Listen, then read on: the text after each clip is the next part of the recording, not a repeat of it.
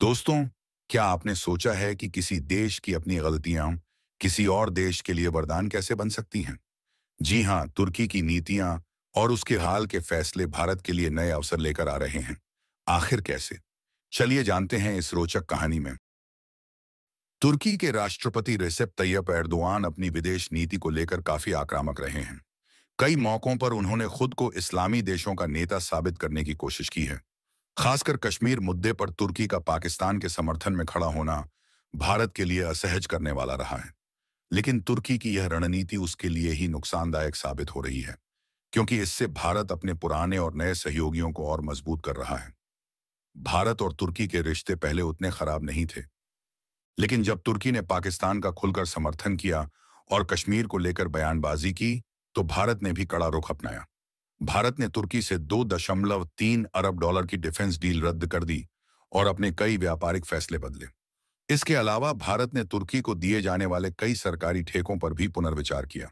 यह साफ दिखाता है कि भारत अब तुर्की पर निर्भर नहीं रहना चाहता और अपने हितों को प्राथमिकता दे रहा है।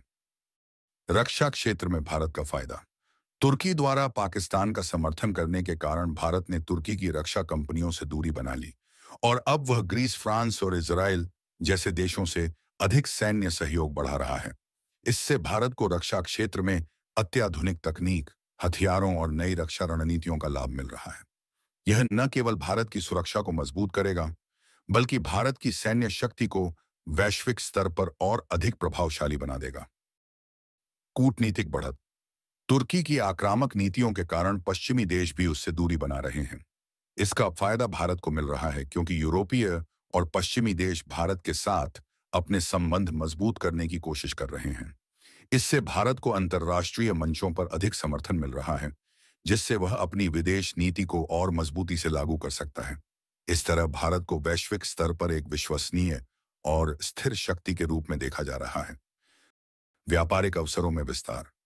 राजनीतिक तनाव के बावजूद भारत और तुर्की के बीच व्यापारिक संबंध अभी भी जारी हैं, लेकिन भारत अब नए व्यापारिक रास्ते तलाश रहा है।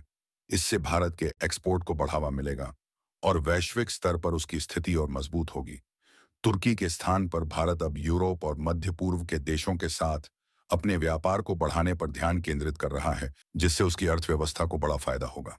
इसका मतलब है कि तुर्की की नीतियों के कारण भारत को व्यापार के नए दरवाजे मिल रहे हैं, जो भविष्य में भारत की आर्थिक स्थिति को और सुदृढ़ करेंगे। तुर्की की गलत विदेश नीति उसे अलग थलग कर रही है और इसका सबसे बड़ा फायदा भारत को मिल रहा है। अब भारत को और मजबूत गठबंधन बनाने और अपने आर्थिक, सामरिक और व्यापारिक लाभ को बढ़ाने की जरूरत है। क्या तुर्की अपनी गलतियों से सीखेगा या फिर भारत इसी तरह आगे बढ़ता रहेगा? आपको क्या लगता है? क्या तुर्की को अपनी रणनीति बदलनी चाहिए? कमेंट में अपनी राय जरूर बताएं और ऐसे ही शानदार वीडियो के लिए वर्ल्ड टॉक्स हिंदी को सब्सक्राइब करें।